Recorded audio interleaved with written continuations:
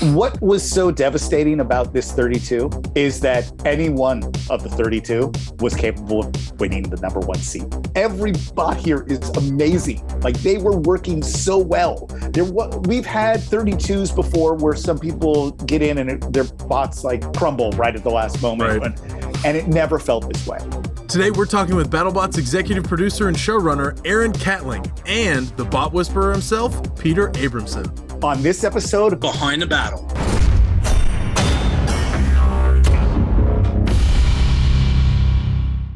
So, Aaron, do you have a favorite fight that you've ever matched?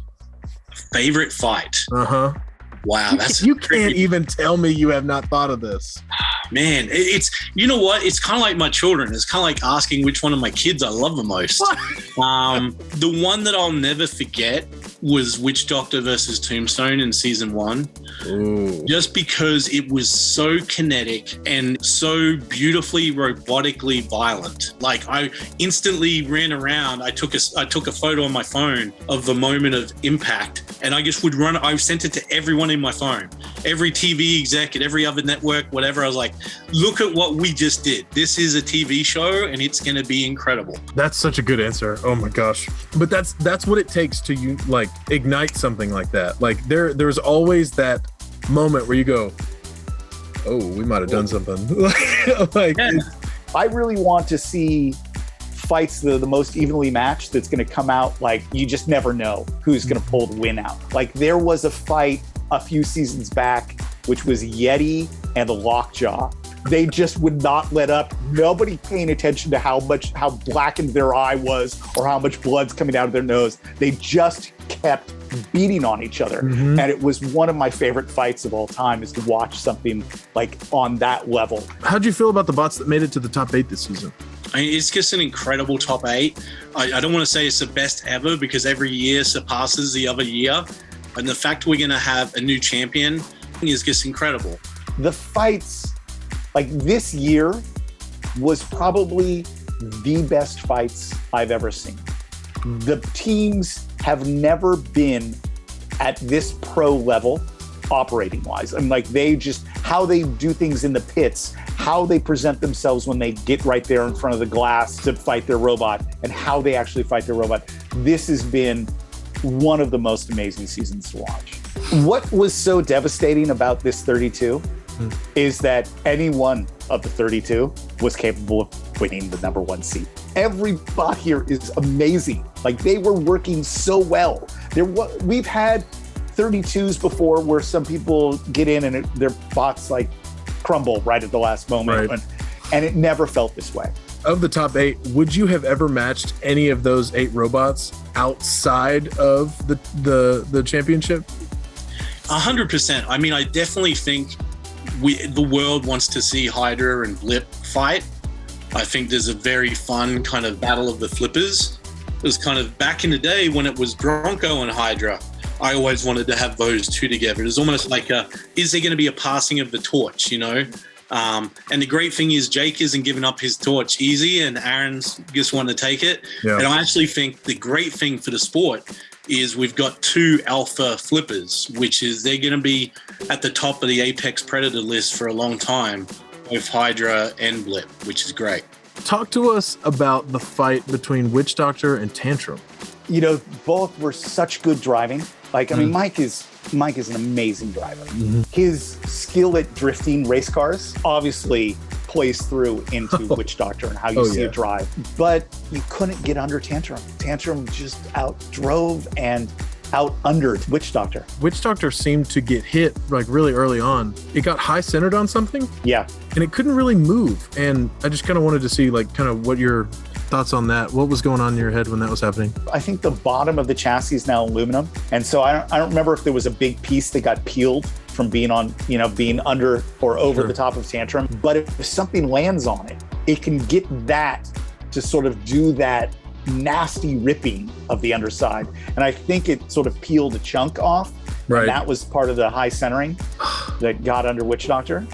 Do you have any ideas on how BattleBots could potentially evolve in the future? Like places we might go considering like upgrades, like to the rules, to the the robots, like new avenues of new kinds of robots, like any upgrades you see in the future? I think that's one of the greatest things about BattleBots is it is constantly evolving. So this year we've had the upper deck. Some people think it worked well, some people didn't like it. Things like the out of the arenas by the doors, which were kind of meant to be out of bounds, and so you couldn't do it deliberately, but then it happened non-deliberately, and so that was a bit awkward for people. They're like, why weren't people disqualified? And it was, it's the devil in the detail with BattleBots. It's those little gray areas that catch you. So you're always just trying to modify them, And I think sometimes people get confused. We care about the sport more than anything. The TV show is at its best when we're showing the sport at its truest. So we're not in the business of manipulating the things for TV. We just want the sport to exist and be in its natural form, and we'll make the best TV show we can out of that. And so I think, we're still in that evolutionary process, but I think we've come a long way. Do you have any hopes and dreams for the future of BattleBots? Yeah, that we have a live show in Vegas that's nightly, that we come in maybe twice a year and do a full television show, and that we have regional spin-off events or maybe places like Norwalk or Motorama can have a bigger arena to have bigger robots that can then be the junior league to feed up to the pros. I have one yes or no question. Is there any chance in the future we would see real steel type, like stand-up humanoid boxing robots? Yes or no? Yes, but it doesn't really exist right now. That's the whole Boston Dynamics walking, that's why we have things like a walker bonus. Like we're trying to get to that point, right? Everyone wants that real steel thing. But as I learned back in the day, it's actually not the best fighting machine there is. Like when you think about it, the human body and how we move is actually very brittle for combat. A Volden Overlord that was in season 2 was probably the most humanoid-ish one we've ever had. And it was fantastic. I loved it and I had a great fight with Warhead back in the day, but it's not going to be taken home with Giant Nut anytime soon. Trey's been wanting humanoid robots with Satrakian and Donald to build them for years. Now with what's going on at Boston Dynamics, backflips and such. They could probably do something horrible. I mean, you've seen Japanese Robo 1 stuff, right? With, robots that are about 12 inches tall. Fully humanoid, that walk and then fight. Yeah. I mean, they can do it at that scale, but it gets much harder the more weight you keep adding. It just gets more and more difficult. But one day, here's the great thing. There's probably a 12-year-old out there right now at school in Alabama who is like, just wait 4 or 5 years until I'm on BattleBots and I bring Alfred or whatever his name might be. Alfred would do something like that. Oh God. Okay, that's what I needed. Thank you. I can throw it months. Peter, this has been an amazing interview. Thank you so much for sitting down with me. You have been so amazing. I have enjoyed this interview so much, and we've learned so much. And I hope you feel like you've gotten to share some of your story. It's so good. Thank you. That was a real pleasure. Thanks for watching this season of Behind the Battle. But stay tuned for exclusive unboxing videos with Hypershock and Rusty. See you next time.